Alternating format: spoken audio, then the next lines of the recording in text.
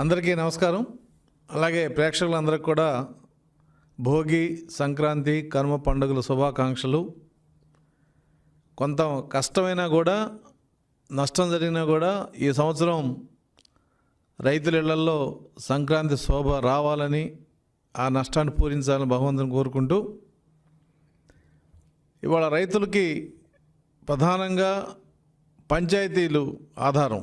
అంటే రైతులు ఉండేది పంచాయతీలు కాబట్టి ఇవాళ పంచాయతీల్లో ఉండే రైతు కూలీలు, లేదంటే వ్యవసాయ కూలీలు కానీ, ఇంకా ఇతరత్ర వ్యవసాయ ఆధారిత కార్మిక వర్గం అంతా కూడా ప్రభుత్వానికి వ్యతిరేకంగా ఉన్నదనే విషయం వాస్తవం. ఈ సంవత్సరం ప్రకృతి కూడా ఆంధ్రప్రదేశ్ మీద కన్నెర చేసింది. కొంతమంది తెలుగులో సామెత ఉంది, గొడ్డొచ్చిన వేళ కోడలు వచ్చిన వేళ అని. అలాగే కొంతమంది రాజులు పరిపాలించేటప్పుడు కూడా దేశంలో కరువు కాటకాలు వస్తాయి. అదే పరిస్థితి వాళ్ళ ఆంధ్రప్రదేశ్కి కూడా వచ్చిందనేది స్పష్టం కనపడుతుంది. ఎక్కడ ఈ రాష్ట్రంలో చాలా తక్కువగా, అంటే 5% వరకే పంటను సక్రమంగా ఇంటికి తీసుకెళ్ళిన పరిస్థితి తప్ప మిగతా 95% ఏ రైతు కూడా పంటని పండించిన విధంగా తీసుకెళ్ళిన పరిస్థితి లేదు. అటువంటి పరిస్థితుల్లో ఇంకా కొన్ని చోట్ల ధరలు లేక, కొన్ని చోట్ల పోయినసారి ధాన్యానికి ఇంతవరకు డబ్బులు రాక, ఈ రకమైన బాధలన్నీ కూడా ఇవాళ రైతు అనుభవిస్తూ ఈ సంక్రాంతిని ఆ బాధను దిగుముంగుకుని ఆ బాధలు గట్టెక్కించే విధంగా ఉండాలని చెప్పి భగవంతుని కోరుకుంటూ, అటువంటి రైతులున్న పంచాయతీల్లో ఎన్నికలు పెడితే ఓటమి తథ్యం అనేది ఇవాళ ప్రభుత్వానికి అర్థమైంది. ఇన్నాళ్ళకి ప్రభుత్వానికి వాస్తవం అర్థమైంది. 151 అని చొక్కాలు చించుకొని ఏం పీకుతాడు ఈ ఎస్సీసీ, బొచ్చు పీకుతాడు అన్న మంత్రిని, మరి ఏ బొచ్చు ఊడిందని మీరు ఇవాళ ఎలక్షన్ పెడతానంటే హైకోర్టుకి వెళ్ళారని అడుగుతున్నాను. మీ బొచ్చు ఊడిందా, జుట్టు రాలిందా? సమాధానం చెప్పాలి ఆ మంత్రి. ఎందుకు వెళ్ళారు మీరు హైకోర్టుకి? కరోనా ఎక్కడుంది అని ముఖ్యమంత్రి చెప్తాడు, ఎక్కడుంది కరోనా అని. మరి కరోనా లేనప్పుడు, లేదంటే పారాసిటమాల్ వేసుకుంటే సరిపోద్ది, లేదంటే కరోనా ప్రాణాంతకం కాదు, ఈ ముఖ్యమంత్రి గారి స్టేట్మెంట్లు, ఈ 3 ముఖ్యమంత్రి చెప్పి ఆయన అభిప్రాయం దానికి ఉన్నప్పుడు ఇవాళ దానికి వ్యాక్సినేషన్ వస్తే ఏంటి, లేకపోతే ఏంటి? పారాసిటమాల్, బ్లీచింగ్ పౌడర్ తగ్గిపోయే కరోనా గురించి ఎన్నికలు ఆపాల్సిన అవసరం ఏముంది? మరి ఆయన మాటలు ఎంత దారుణంగా ఉన్నాయంటే, ఆ రోజేమో కరోనా ఎక్కడుంది, బ్లీచింగ్ పౌడర్ చాలు, పారాసిటమాల్ చాలు, ఇదే ప్రాణాంతకంగా చచ్చిపోరు అన్న వ్యక్తి ఇవాళ ఆయన ఏమన్నాడనేది చూద్దాం ఒక్కసారి ఆయన మాటల్లోనే. పరిస్థితులు బాగోలేని వ్యక్తుల మీద వైరస్ అన్నది వస్తే, అటువంటి పరిస్థితుల్లో ఇది ఒక హానికరమైన వ్యాధి కింద మనం పరిగణించవచ్చు. It comes and it goes. ఆ మెడికేషన్ కూడా పారాసెటమాల్. ఇదేదో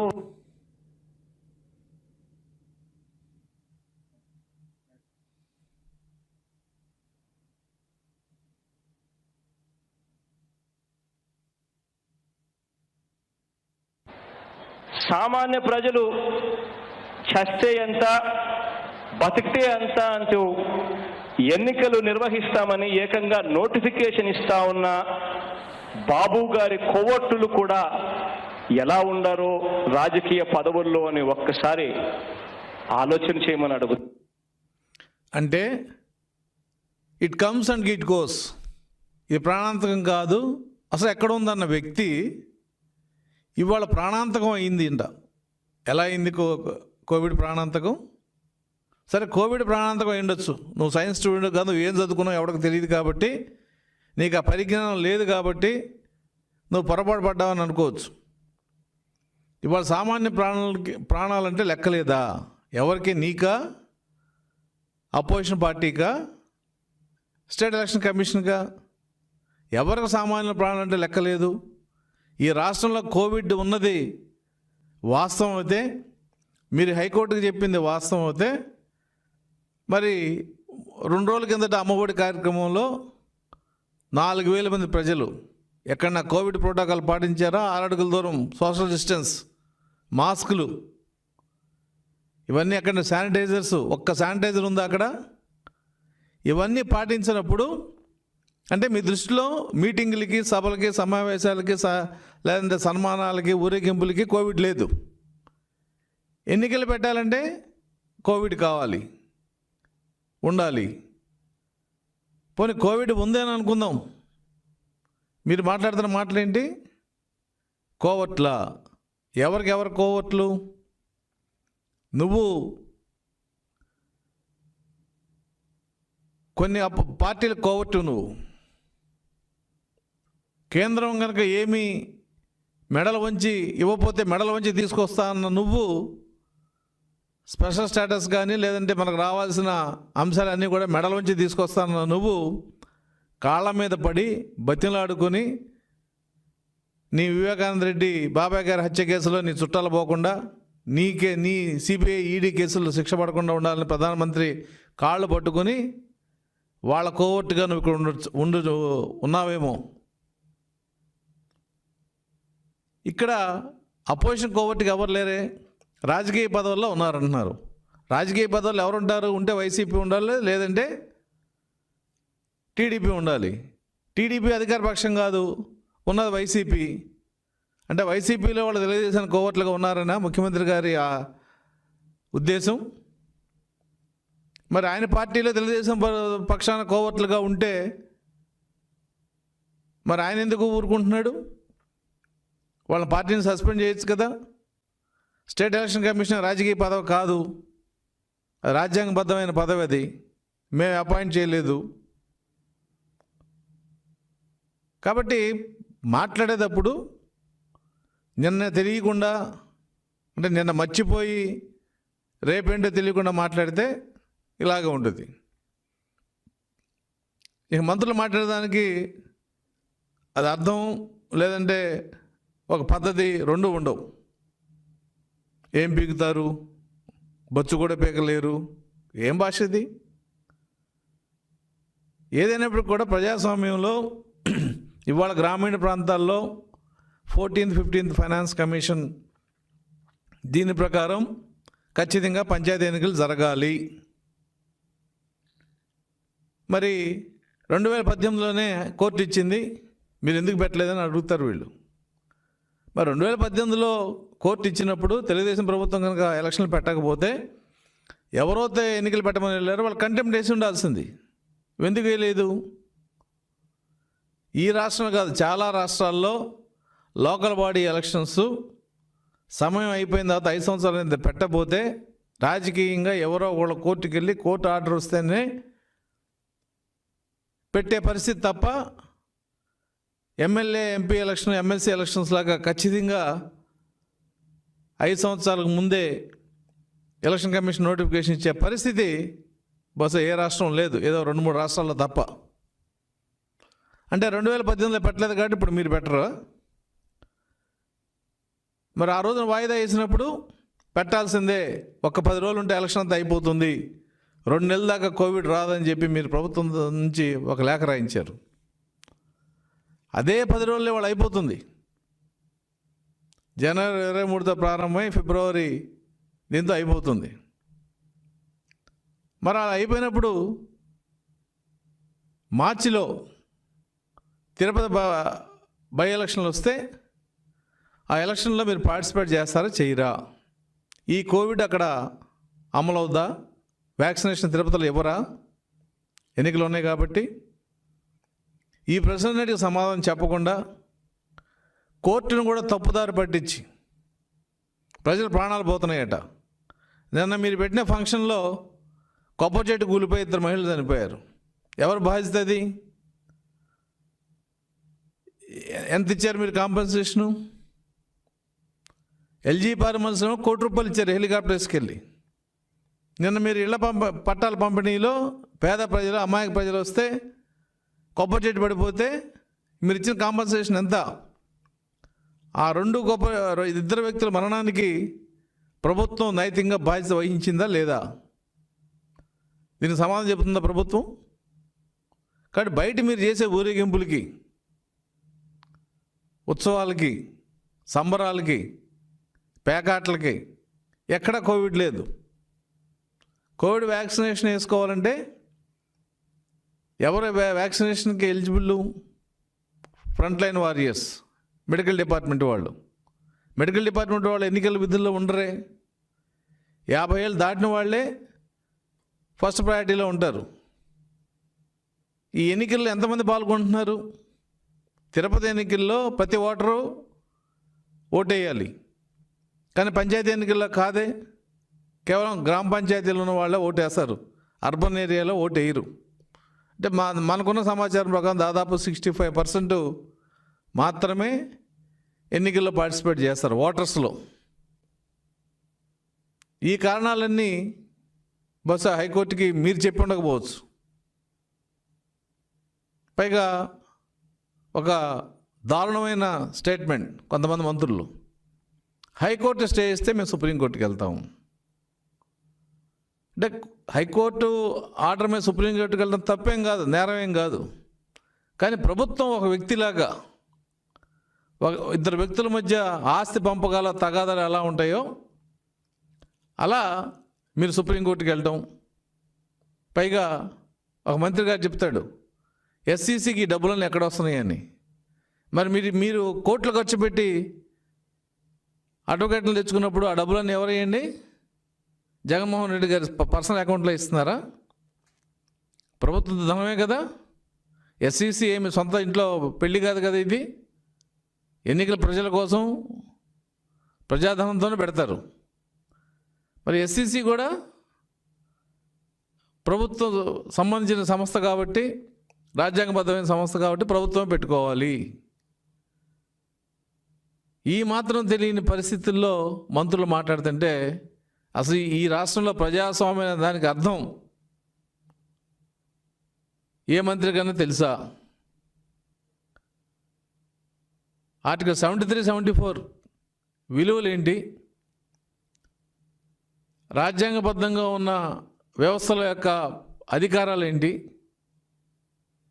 లేదంటే ఎన్నిక ద్వారా ఎన్నుకోబడ్డ ఈ లెజిస్లేటివ్ పవర్స్ ఏంటి? ఇవి అసలు మంత్రులుగానే కనీసం తెలుసా అని మేము అడుగుతున్నాం. ఇవాళ రేపు హైకోర్టు ఇవ్వచ్చు, ఇవ్వకపోవచ్చు, అది వేరే విషయం. కానీ మీరు ఒక నెల రోజుల్లో మీ స్టేట్మెంట్లు కరోనా ప్రాణాంతకం కాదు. కొంచెం స్లైడ్స్ చేయమ్మా.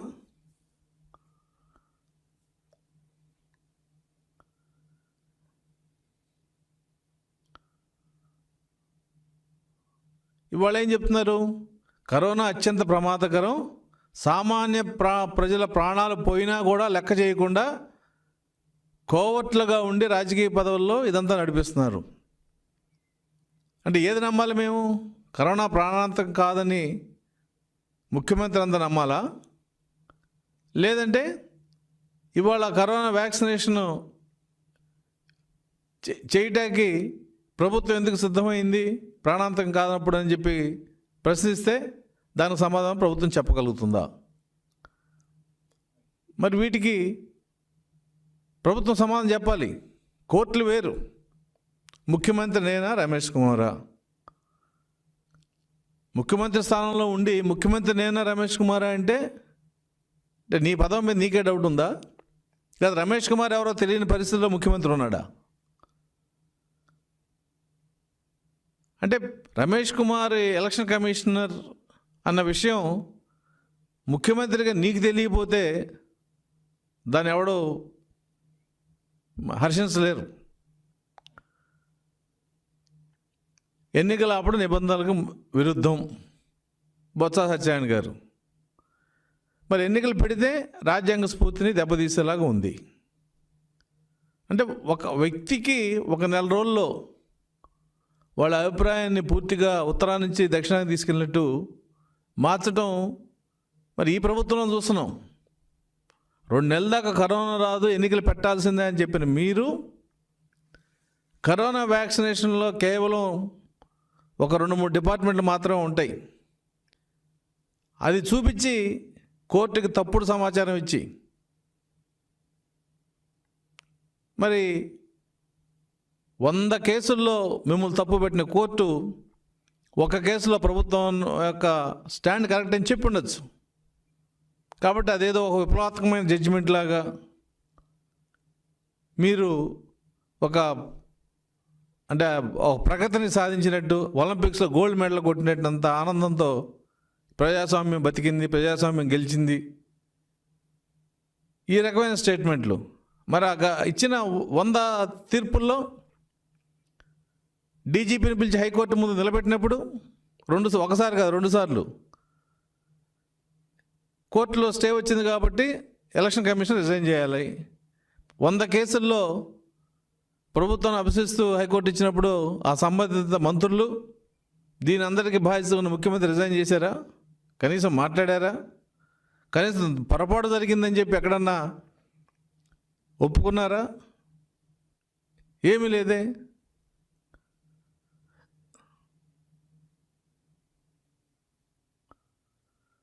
సుప్రీంకోర్టు తీర్పు రాష్ట్ర సంఘానికి చెంపపెట్టు. కరోనా 2వ దశలోకి వెళ్ళేలోపు ఎన్నికలు నిర్వహించాలి. ఆ రోజు అంది. అంటే మొదటి దశ, 2వ దశ ఎన్నికలు నిర్వహించాలి. అంటే కరోనా 2వ దశలో ఉన్నా కూడా పర్వాలేదు, ఎన్నికలు పెట్టమని ఆ రోజు చెప్పారు మీరు. ఇవాళ ఏమంటున్నారు? కరోనా 300 కేసుల లోపు వచ్చేసింది, కరోనా కేసుల నెంబర్ తగ్గింది, వ్యాక్సినేషన్ వేయించాలి కాబట్టి ఎన్నికలు వాయిదా అయింది అంటున్నారు. మరి ఈ రకమైన దీన్ని ఏమనాలో తెలియదు. ఎందుకు తెలుగు భాషలో కొన్ని పదాలు అంటే ఇటువంటి పరిస్థితులు వస్తాయని చెప్పి బహుశా భాషలో కొంతమంది పండితులు కూడా ఊహించి ఉండరు. కాబట్టి దీనికి ఒక పదం లేదు. ఇంత దౌర్భాగ్య పరిస్థితి రాష్ట్రానికి తీసుకురావడానికి కారణం ఏంటంటే మాకు 151 సీట్లు వచ్చినాయి, మేము ఏం చేసాం చెల్లుద్ది, మాకు స్టేట్ ఎలక్షన్ కమిషన్తో పని లేదు, హైకోర్టుతో పని లేదు, సుప్రీంకోర్టుతో పని లేదు, ఎవరితో పని లేదు.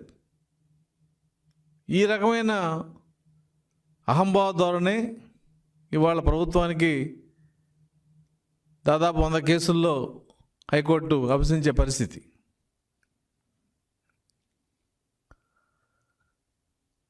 సచివాలయ వ్యవస్థ ద్వారా కరోనా నియంత్రణ, ఎన్నికలు నిర్వహించాం. పంచాయతీరాజ్ శాఖ మంత్రి గారు ఎన్నికలు నిర్వహించం అంటే ఎన్నికలు నిర్వహించబట్టే కదా మీరు మీ ఎమ్మెల్యే మినిస్టర్ అయ్యారు. మీరు ఎమ్మెల్యే మినిస్టర్ అయిన తర్వాత మీ ప్రాంతంలో పంచాయతీ ప్రెసిడెంటు, సర్పంచులు, అక్కడున్న మున్సిపల్ మేయర్లు, కార్పొరేషన్ చైర్మన్లు, కార్పొరేటర్లు, జెడ్పీటీసీలు అవ్వాలని రాజకీయంగా ఉన్న వాళ్ళకి, ప్రజా సహజంగా ఉండదండి. ఆ ఎన్నికలు ఆపే హక్కు మీకు ఎక్కడుంది? నేను ఇంకో విషయం కూడా చెప్తున్నాను. మీకంటే మేధావులు, మీకంటే రాజకీయంగా బలంగా ఉన్న పార్టీలు ఉన్న కేరళ, రాజస్థాన్లోనే ఇట్లాగే వాళ్ళు మేము ఎన్నికలు పెట్టాం, ఎన్నికలు మాకు అవసరం లేదన్న పరిస్థితుల్లో సుప్రీంకోర్టు మీరు పెట్టి తీరాలి, పలానా తారీఖులో పెట్టి తీరాలని కూడా సుప్రీంకోర్టు ఇవ్వడం జరిగింది. ఇవాళ మరి వాళ్ళు ఎన్నికలు పెట్టారు. ఎన్నికల సంఘానికి బాబు వైరస్ అంటే ఎన్నికల సంఘం కమిషనర్ గారు ఒక సామాజిక చంద్రబాబు నాయుడు గారు ఒక సామాజిక వర్గానికి చెందితే ముఖ్యమంత్రి ఏమంటాడు? ఆయన ఒక అదే సామాజిక వర్గానికి చెందాడు కాబట్టి ఆయనకి మేలు చేస్తున్నాడు. మరి రేపొద్దున హైకోర్టులో కనుక మీ సామాజిక వర్గం అని ఆయన ఒక జడ్జిమెంట్ ఇస్తే ఇదే మాట మేము అంటే ఒప్పుకుంటారా ముఖ్యమంత్రి గారు? అసలు సామాజిక వర్గం గురించి మీరు మాట్లాడే నైతిక హక్కు మీకు ఎక్కడుంది? మీ చుట్టూ వైఫై లాగా మీ సామాజిక వర్గం వాళ్ళు 800 మందిని పెట్టుకున్నారు అన్ని పోస్టుల్లోనూ. వైఫై కొంత దూరం వెళ్తే డైల్యూట్ అయిపోద్ది సిగ్నల్ స్ట్రెంగ్త్. కానీ మీ చుట్టూ ఉన్న మీ సామాజిక వర్గం వైఫై అలా కాదు. ఆంధ్రప్రదేశ్ మొత్తం మీ సామాజిక వర్గ వైఫైనే పెట్టుకున్నారు. నిన్నగాక మొన్న ఏపీ ఫైబర్ చైర్మన్కి కూడా మీ సామాజిక వర్గానికి ఇచ్చారు.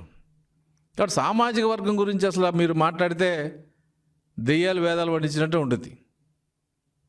అటువంటి పరిస్థితి ముఖ్యమంత్రిగా మీ స్థాయిలో మీరు మాట్లాడతాం. కింద వాళ్ళేదో మా ముఖ్యమంత్రి మావాడు ముఖ్యమంత్రి అని చెప్పుకుంటారు, అది సహజం. కానీ మీరు ముఖ్యమంత్రి స్థాయిలో ఉండి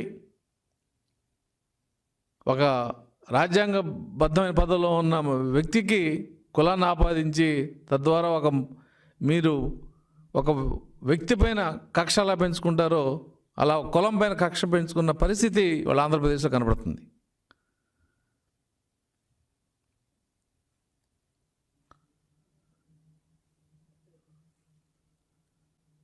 మరి ఈ పరిస్థితుల్లో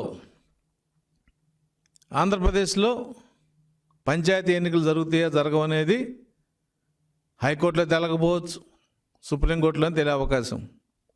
ఒకవేళ హైకోర్టు స్టే ఇస్తే మీరు సుప్రీంకోర్టుకి వెళ్తారు. ఒకవేళ స్టే వెకేట్ చేయకపోతే మరి ఎస్సీసీ సుప్రీంకోర్టుకు వెళ్తుందా లేదనేది 18 తెలుస్తుంది. ఏదైనప్పటికీ మీ నాయకుడే చెప్పాడు, ఉత్తరాంధ్రలో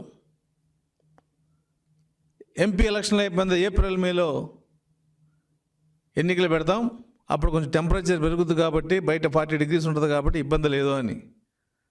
ప్రపంచం అంతా చెప్తుంది టెంపరేచర్కి కరోనా వైరస్కి సంబంధం లేదు. టెంపరేచర్లో కరోనా వైరస్ కంట్రోల్ ఏంటంటే మరి గల్ఫ్ కంట్రీస్లో టెంపరేచర్ చాలా ఉంటుంది, అక్కడ కూడా వైరస్ వచ్చింది. కానీ టెంపరేచర్కి వైరస్ సంబంధం లేదని WHO చెప్పింది, అనేక మంది సైంటిస్టులు ల్యాబొరేటరీస్ కూడా చెప్పారు. కానీ మన సైంటిస్టులు టెంపరేచర్ పెడితే కరోనా వైరస్ తగ్గుతుందని చెప్తున్నారు. మరి మన మంత్రులంతా ఏం క్వాలిఫై అయ్యారు చూడాలి. ఇక్కడ ఈ రకమైన రాజకీయ అంశాలతో ఒక సామాజిక వర్గం మీద దాడి చేస్తూ ఒక సామాజిక వర్గంలోని వ్యక్తుల యొక్క జీవనాన్ని బంధించి రాజకీయంగా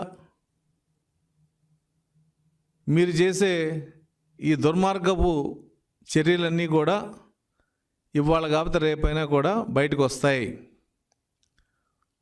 ఇందాక డీజీపీ గారు మాట్లాడుతూ చెప్తున్నారు, మేము 340 మందిని అరెస్ట్ చేశాం ఈ టెంపుల్స్ మీద దాడులు అని. ఆ లిస్టు ఒకసారి ముఖ్యమంత్రి గారికి ఇవ్వండి డీజీపీ గారు. ఎందుకంటే ఆయన ఏదో దాడులు చేయిస్తారు, వాళ్ళే గుళ్ళకెళ్తారు, రథాలు తగలబెడతారు, వాళ్ళే రథయాత్ర చేస్తారని చెప్పి ఆయన పేర్లు చెప్పలేని పిరికితనంతో మాట్లాడాడు ఆయన. అంటే గుళ్ళు పడగొట్టి గుళ్ళు చుట్టకెళ్ళింది తెలుగుదేశం, రథయాత్ర చేస్తుంది బీజేపీ. ఈ రెండు పార్టీల పేరు చెప్పలేని పిరికితనం ఎందుకు ముఖ్యమంత్రికి? మరి ముఖ్యమంత్రి గారు అభిప్రాయం ఉన్నప్పుడు మీరు ఇందాక ప్రెస్లో చెప్తూ 340 మంది అరెస్ట్ చేశామని చెప్పారు ఈ విషయాల్లో. మరి వాళ్ళందరూ ముఖ్యమంత్రి గారికి చూపించండి. వాళ్ళు బీజేపీకి చెందిన వాళ్ళ, తెలుగుదేశానికి చెందిన వాళ్ళ, ఏ పార్టీకి చెందిన వాళ్ళని. మరి 3 సింహాలు కనదుర్గ టెంపుల్లో 3 సింహాలు పోతే వాళ్ళ వరకు కనీసం ఆచూకీ కూడా లేదు.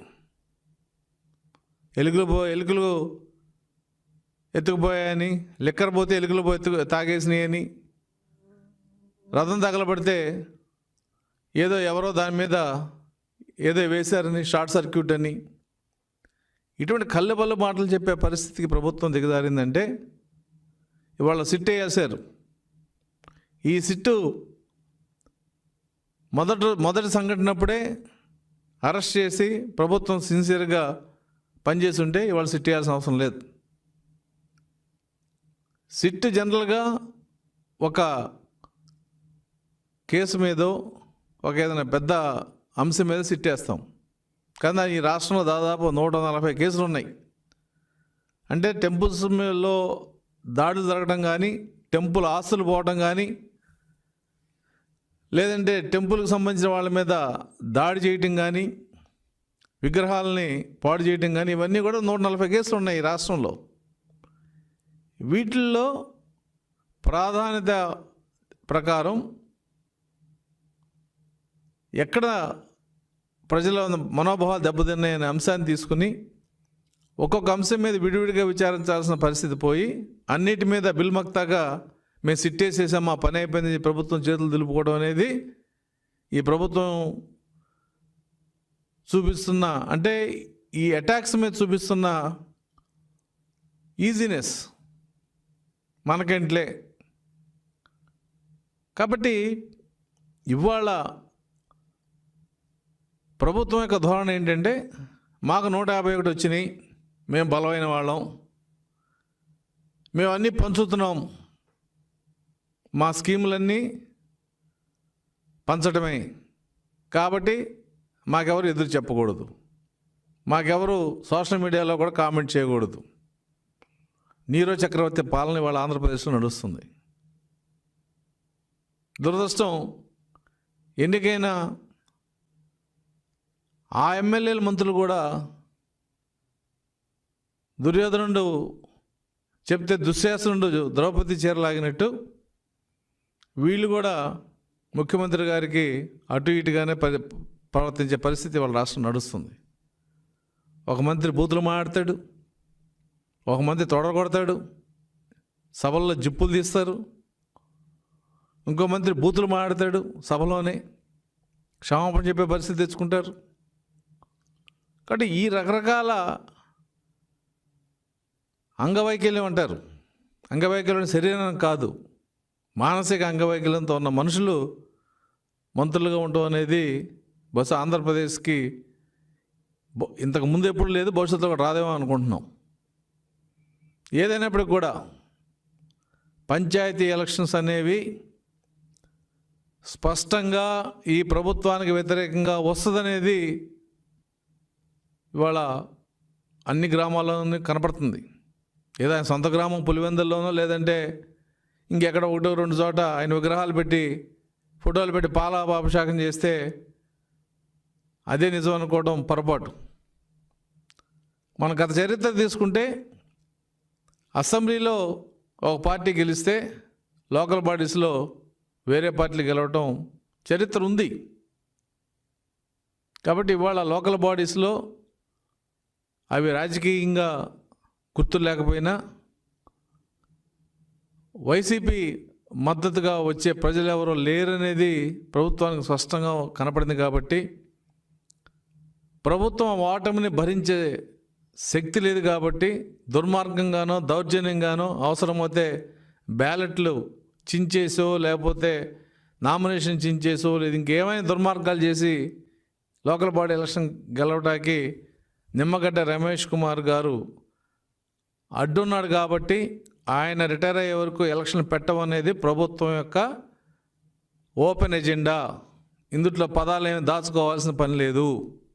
మీరు వద్దన్నా కాదన్నా మీది మీ ఓపెన్ ఎజెండా. దీనికి మీరు 1,00,000 కారణాలు చెప్పచ్చు, పేర్లు చెప్పలేని పిరికితనం మీది. తెలుగుదేశం పార్టీ విగ్రహాలు పాల్గొట్టిందని చెప్పండి, బీజేపీ రథం కాల్చిందని చెప్పండి ధైర్యం ఉంటే. ఎందుకు ఈ సన్నాయి నొక్కులు అట్టా ఇట్టా?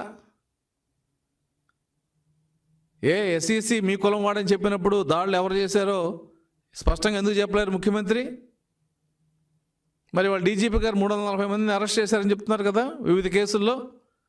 వీళ్ళందరినీ ముఖ్యమంత్రి ముందు పెరేడ్ చేయించి మరి వాళ్ళందరూ ఏ పార్టీకి చెందినవారు, ఎవరి కోవట్లో తెలుసుకోవాల్సిన పరిస్థితి కూడా ఉంది. మరి మీ పార్టీలో తెలుగుదేశం కోవట్లు ఉంటే మీరు 20 నెలలు ముఖ్యమంత్రిగా ఉండరు ముఖ్యమంత్రి గారు, అది కూడా మీరు తెలుసుకోండి. కాబట్టి మనం మాట్లాడేటప్పుడు కానీ చేసే పనుల్లో కానీ కొద్దిగా గొప్ప నిజాయితీ ఉండాలి, ధైర్యం ఉండాలి. ఎన్నికల్లో గెలిచిన వాళ్ళంతా వీరులు సూర్యులు, ఓడిపోయిన వాళ్ళంతా ఎదవలు కాదు. ఈ భారతదేశంలో ఇందిరాగాంధీ కూడా ఓడిపోయింది. మనం దేవుళ్ళ పూజించి ఇరిగేషన్ సంబంధించిన కేఎల్ రావు గారు కూడా ఓడిపోయాడు. చాలామంది ఎన్నికల్లో ఉన్న ఈ పరిస్థితి చూసి ఎన్నికల్లో పోటీ చేయని మేధావులు చాలామంది ఉన్నారు. ఈ భారతదేశాన్ని ఆర్థికంగా ఒక చక్రం తిప్పిన మన్మోహన్ సింగ్ గారు డైరెక్ట్ ఎలక్షన్లో లేడు, ఓడిపోయాడు. ఆయన కూడా వస్తారు ఢిల్లీలో, తర్వాత రాజ్యసభ మెంబర్గా వస్తున్న ప్రధానమంత్రికి వచ్చాడు అని చెప్పి మన్మోహన్ సింగ్ గారిని పనికిరాటిని పక్కన పడేసిన కాంగ్రెస్ పార్టీ. కాబట్టి ఎన్నికల్లో 150 సీట్లు రాగానే ఇదేదో బలుపు ప్రపంచంలో వింతలాగా మీరు మాట్లాడతాం, ఆ దృష్టిలో పెట్టుకుని ఒక పొలిటికల్ రౌడీజం ఆంధ్రప్రదేశ్లో నడిపించడం అనేది మంచిది కాదు. మీకు ధైర్యం ఉంటే రేపు 18వ తారీఖున మేము ఎలక్షన్లు పెడతాం, మాకు బలం ఉంది, స్టే వెకేట్ చేయండి అని చెప్పి మీరు ధైర్యంగా అడగండి. అప్పుడు నిజంగా ప్రజల్లో బలం ఉన్నట్టు మేము కూడా నమ్ముతాం. కానీ మీకు ఆ ధైర్యం లేదనేది స్పష్టంగా కనబడుతుంది. స్టేట్ ఎలక్షన్ కమిషన్ రాజ్యాంగబద్ధమైన పదవి, ఆయన డ్యూటీ ఆయనకు ఉంటుంది. ఆయన ఎన్నికలు పెడితే పెట్టకూడదు, ఆయన ఎన్నికలు వాయిదా వేస్తే ఎన్నికలు పెట్టాలి. ఈ ద్వంద్వ వైఖరి మంచిది కాదు. మీకు ప్రజాస్వామ్యం మీద నమ్మకం ఉంటే, లోకల్ బాడీలు పంచాయతీ ఎలక్షన్ మేము గెలుస్తామని మీకు నమ్మకం ఉంటే రేపు 18వ తారీఖున కోర్టుకి చెప్పండి, మేము ఎన్నికలు సిద్ధంగా ఉన్నాం, స్టే కంటిన్యూ చేయాల్సిన పని లేదని చెప్పండి. ఈ రమేష్ కుమార్ ఉన్నా ఇంకెవరున్నా మాకేం ఇబ్బంది లేని విషయాన్ని మీరు ఎక్కడన్నా కనీసం పత్రికా ప్రకటన చెప్పండి. అసలు మార్చిలోపు ఎన్నికలంటే ఏ నాయకుడు, మీ నాయకుడు ఎవడో మాట్లాడే పరిస్థితి లేదు. కాబట్టి ఆ భయాన్ని మీలో ఎక్కువగా ఉంది కాబట్టే ఇవాళ ఎన్నికలంటే భయపడి పారిపోయే పరిస్థితి వైసీపీ నాయకత్వానికి ఉంది. ఆల్ పార్టీ మీటింగ్లో అన్ని పార్టీలు చెప్పినాయి, ఎన్నికలను మేము స్వాగతిస్తున్నాం, ఎప్పుడు పెట్టినా మేము సిద్ధంగా ఉన్నామని. మీరు ఏదైనా మాట్లాడితే ఎన్నికల గురించి తెలుగుదేశాన్ని ఒక్కళ్ళనే ఈ రొచ్చులోకి లాగడం మంచిది కాదు. అన్ని పార్టీలతో మీరు మాట్లాడండి, మాకేం అభ్యంతరం లేదు. అన్ని పార్టీలు పెట్టమంటేనే ఎస్సీసీ పెట్టారు. ఈ రాష్ట్ర విభజన అన్ని పార్టీలు అడిగితేనే చేశారు, సగం అటు సగం ఇటైనా అయ్యేది కాదు.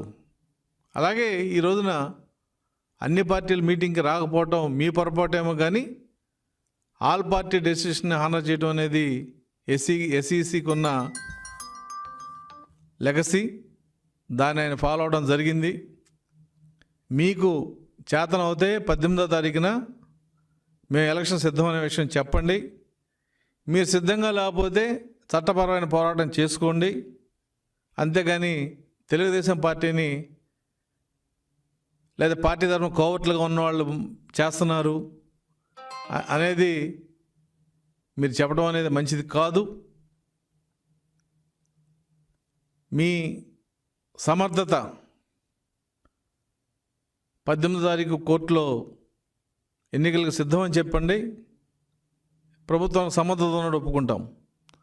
లేదు స్టే కంటిన్యూ చేయాలంటే మీకు అసమర్థత కింద మేము తీసుకుంటాం.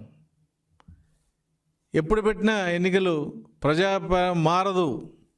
మీరు ఇళ్ల స్థలాలు ఇచ్చినా, అమ్మఒడి ఇచ్చినా, లేదు రేపటి నుంచి 3 లిక్కర్ బాటిల్స్కి ఒక బాటిల్ ఫ్రీ అని ఇచ్చినా, ఏమిచ్చినా ప్రజాభిప్రాయం మారదు. తెలుగుదేశం కూడా పసుపు కుంకుమ ఇవన్నీ చాలా ఇచ్చారు. కాబట్టి ప్రజలు మనకంటే అంటే రాజకీయ నాయకుల కంటే తెలియగలన్న విషయం రేపు పంచాయతీ ఎన్నికల్లో నిరూపించబడుతుంది అనేది స్పష్టంగా కనబడుతుంది. మరి దాన్ని ఎదుర్కొనే ధైర్యం మీకుంటే స్టే వెకేట్ చేసి ఎన్నికలకు రండి. లేదు మాకు ఆ ధైర్యం లేదంటే ఒక స్టేట్ ఎలక్షన్ కమిషనరే పంచాయతీ ఎన్నికల యొక్క తీర్పుని నిర్ణయించే పరిస్థితి ఉందనుకుంటే మరి అది ఖచ్చితంగా రమేష్ కుమార్ గారు సమయంలోనే, అంటే ఆయన పదవి కాలకు ముందే ఎన్నికలు జరగాలనేది మా అభిప్రాయంగా మేము చెప్తాం. ఒక ఎన్నికల కమిషనర్ హయాంలో ఎన్నికల నిర్ణయం, ప్రజా నిర్ణయం మారదు, ప్రజలు స్వేచ్ఛగా ఓటేసుకుంటారనేది ఆ అవకాశం అనేది ఇవ్వడం అనేది ఎన్నికల కమిషన్ బాధ్యత. అది రమేష్ కుమార్ ఉన్నా ఎవరున్నా కూడా ఆ బాధ్యతలు ఇక్కడ సెంటర్ కాదు, state election commission, central commission అందరూ చేసే బాధ్యత అది. కాబట్టి దాన్ని ఏదో ఒక బూచిగా చూపించి మీకున్న భయాన్ని స్టేట్ ఎలక్షన్ కమిషన్ మీద రుద్ది ఈ రకంగా ఎన్నికల్ని లాగటం, జరగనివ్వకపోవడం అనేది మీ అసమర్థత, మీకున్న భయాన్ని చెప్పకనే చెప్తున్నారనే విషయాన్ని తెలియజేస్తూ, ఏదైనప్పటికీ కూడా 18 ప్రభుత్వం యొక్క నిజాయితీ నిరూపించుకోవాల్సిన అవసరం ఉంది. మీకు ధైర్యం ఉంటే స్టే వెకేట్ చేయించుకోండి, ధైర్యం లేదు హైకోర్టు డిసైడ్ చేస్తుంది.